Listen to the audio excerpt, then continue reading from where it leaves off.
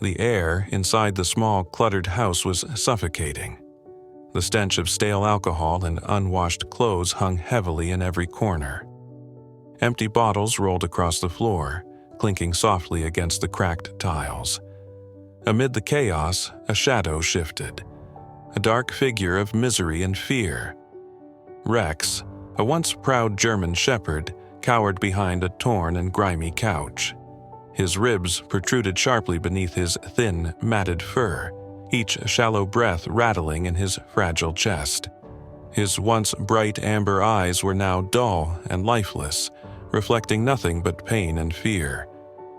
Days had bled into weeks, each one colder than the last.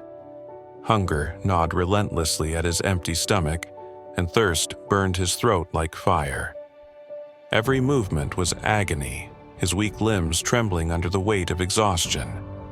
The house, once filled with warmth and life, had become a prison, an unforgiving cage of shadows and silence.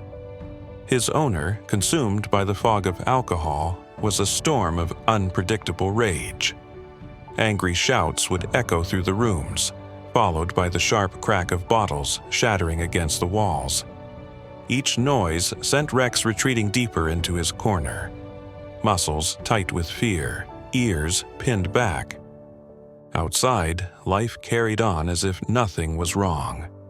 Neighbors passed by without a second glance, accustomed to the occasional noise from the house. They dismissed it, chalking it up to the man's drinking habits.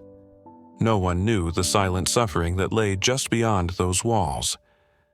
Rex's once powerful barks had turned into quiet whimpers, cries so faint they never reached another soul.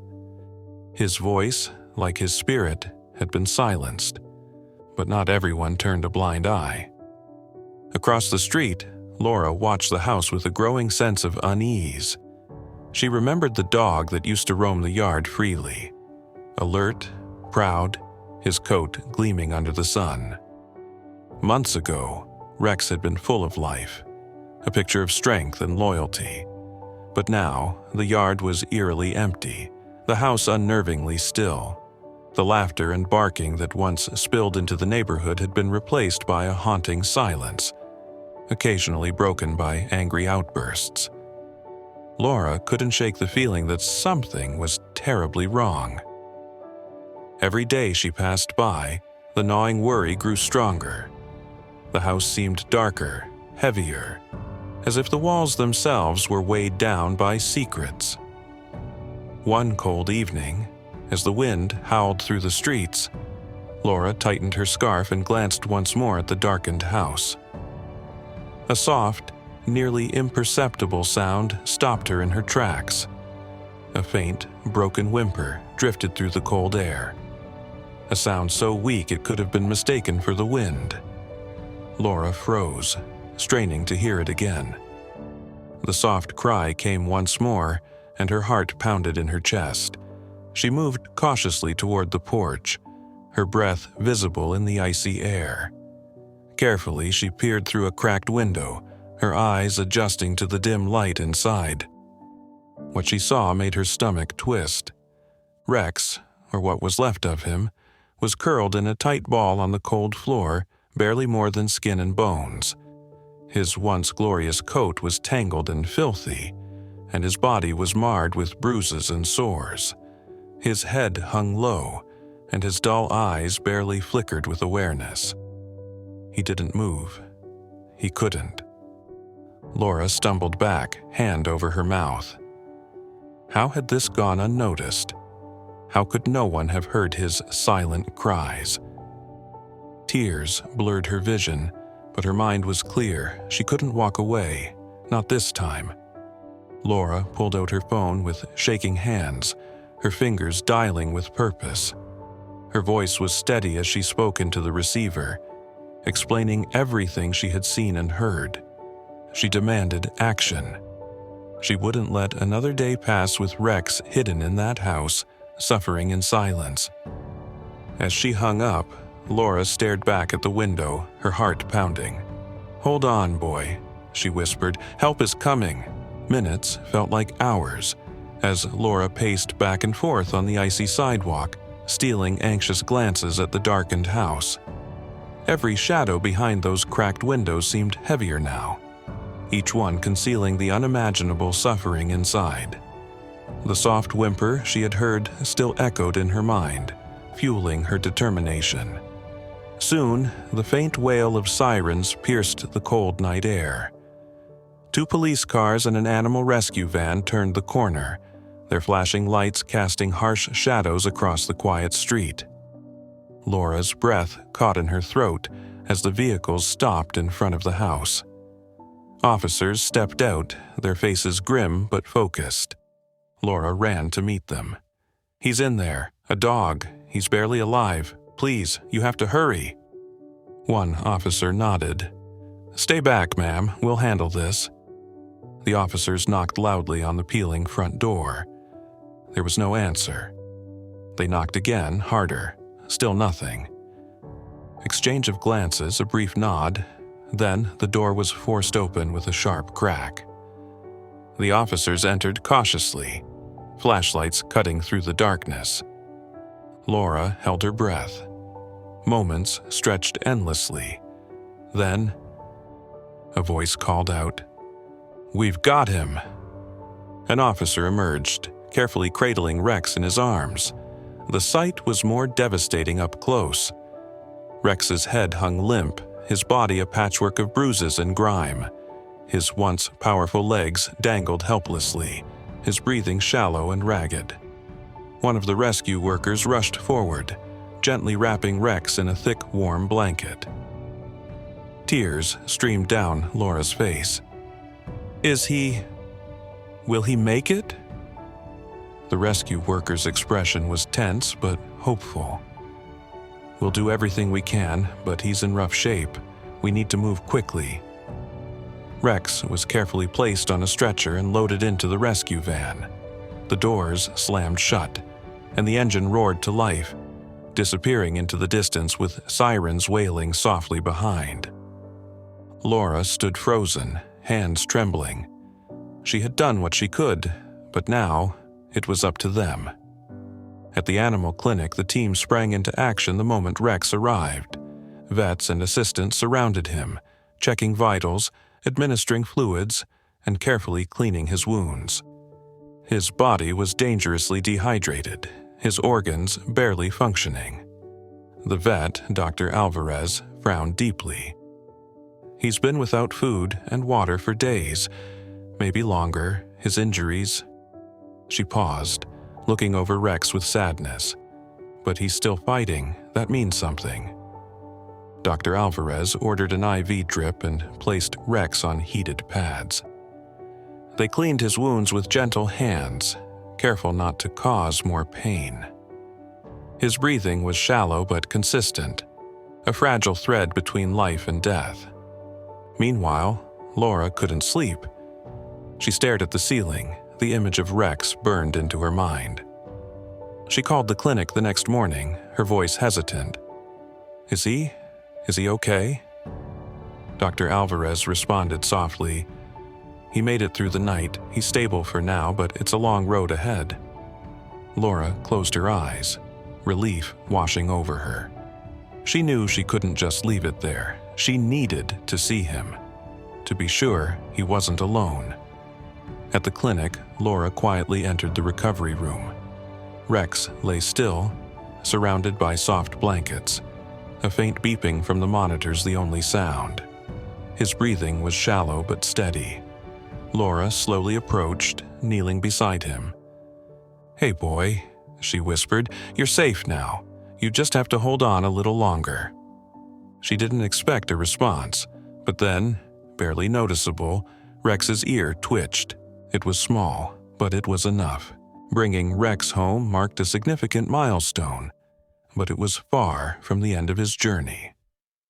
The quiet of Laura's home was meant to be a sanctuary, yet for Rex, every shadow still held echoes of his past. The creak of a floorboard or the distant hum of traffic made him flinch, sending him scrambling to the safety of dark corners.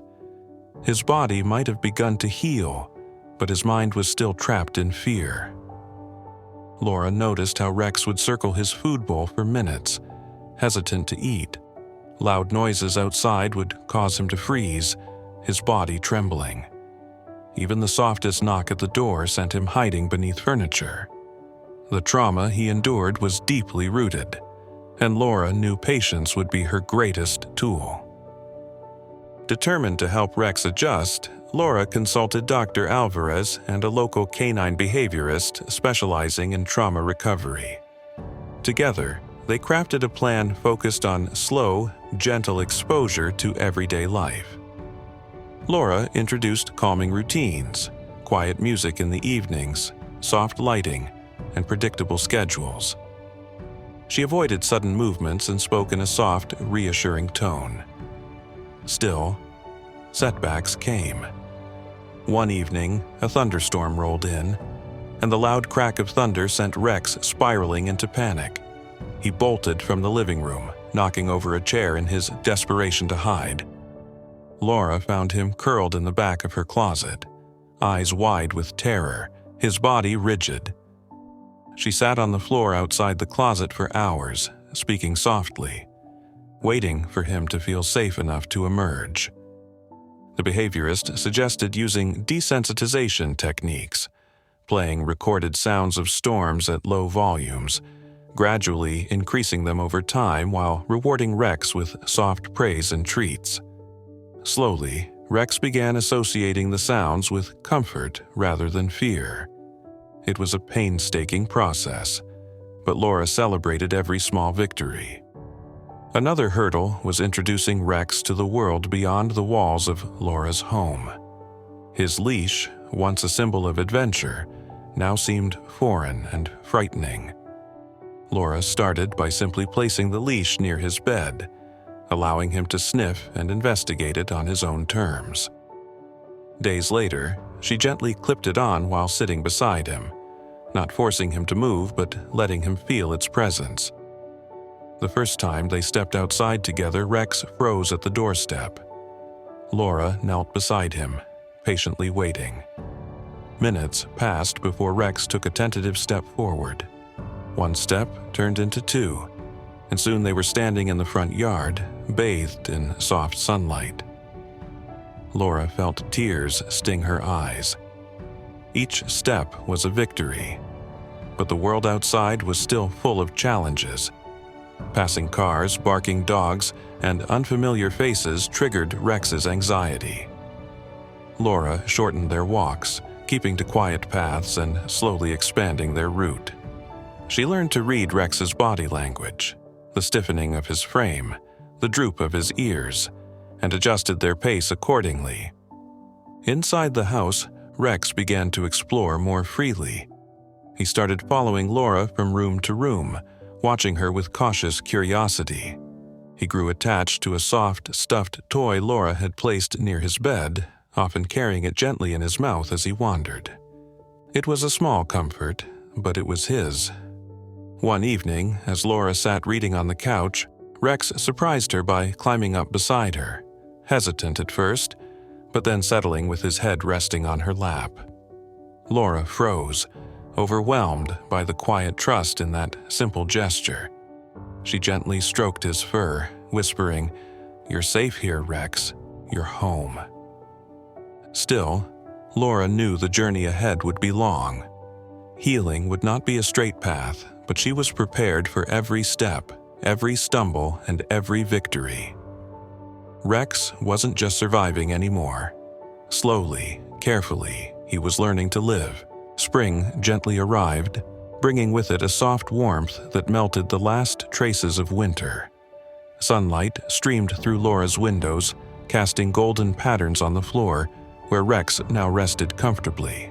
His once fragile frame had grown stronger, his coat gleaming once again. The distant echoes of fear no longer shadowed his every movement. Instead, his eyes held curiosity, his body carried strength, and his heart slowly filled with trust. Laura watched Rex as he lounged by the window, his head resting on his paws, watching the world outside with quiet interest. She smiled, remembering the trembling dog she had first seen through the cracked window. His journey had been long and painful, but today he was different. He was healing. One afternoon, Laura decided it was time for Rex to experience more of the world. She fastened his leash gently, and this time, Rex didn't flinch. They ventured beyond the familiar sidewalks, heading towards a nearby park. The soft breeze rustled the trees. Children's laughter echoed in the distance, and dogs played freely on the grass. At first, Rex walked close to Laura, cautious but not fearful. His ears perked up at every new sound, his nose twitching at the scent of flowers and freshly cut grass. Then, something remarkable happened. A brightly colored ball rolled toward him, nudged by a child nearby. Rex paused, stared at it, then slowly approached. He sniffed the ball, hesitated, and then gently nudged it back with his nose. The child giggled and clapped, and Laura felt a lump rise in her throat. It was a moment she had only dreamed of, Rex engaging with the world, unburdened by his past. Days turned into weeks, and each day brought a new milestone. Rex grew more confident, exploring the yard, wagging his tail when Laura called his name, and even playing tug-of-war with his favorite stuffed toy. Laura often found him sitting by the window, calmly watching the world instead of hiding from it. One evening, Laura sat on the porch, sipping tea as the sky painted itself in hues of pink and gold. Rex lay beside her, his head resting on her foot, his breathing slow and content. She gazed down at him, softly running her fingers through his fur. "You've come so far, my brave boy," she whispered, "and I'll be here every step of the way." For the first time, Rex looked up at her and gave a soft, happy wag of his tail, a true, joyful wag. It was more than enough. If Rex's story touched your heart, don't forget to like, share, and subscribe for more inspiring stories. Let's spread compassion and second chances to every corner of the world. Rex wasn't just surviving anymore. He was living. And in Laura's care, he had finally found the love and safety he had always deserved.